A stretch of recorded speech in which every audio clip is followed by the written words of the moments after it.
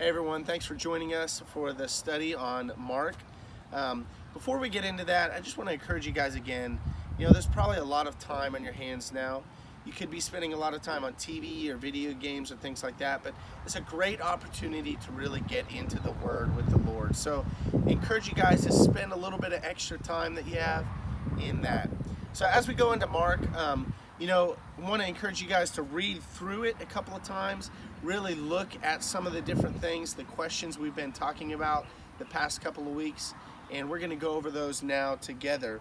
A couple of the things, I'll send out the questions exactly, but a couple of the questions to really look at. One, reflect on how the real God is impacting you through this scripture. There's a lot of different things that we think about God as, but as we read this text, how do we see God really reacting to people through what's going on in this scripture? So think through that as you're reading these. The next one is reflect on how God has loved you. We can see different things happening in this text and apply it to our own lives. We see what he's doing with some of the disciples and the other crowds. How is that applying to you, and how is he loving you through that? Another one, reflect on how you can better love those closest to you.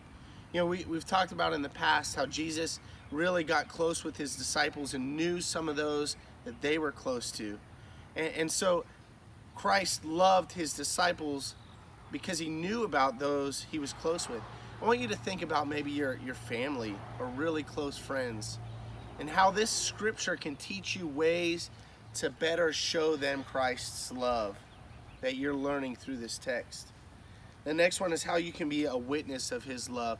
Taking it beyond just our close family and close friends, and how we can really spread the love of Christ beyond that. In this text, it talks a lot about large crowds and different people that we don't always interact with. How can you see different ways that Jesus and his disciples are spreading the good news to those around? And the last one is, how are we a recipient of his love? It's similar to some of the other things that we've already discussed, but just really seeing how we're receiving his love intimately in that close relationship. As we study this together, I want you to go through these questions.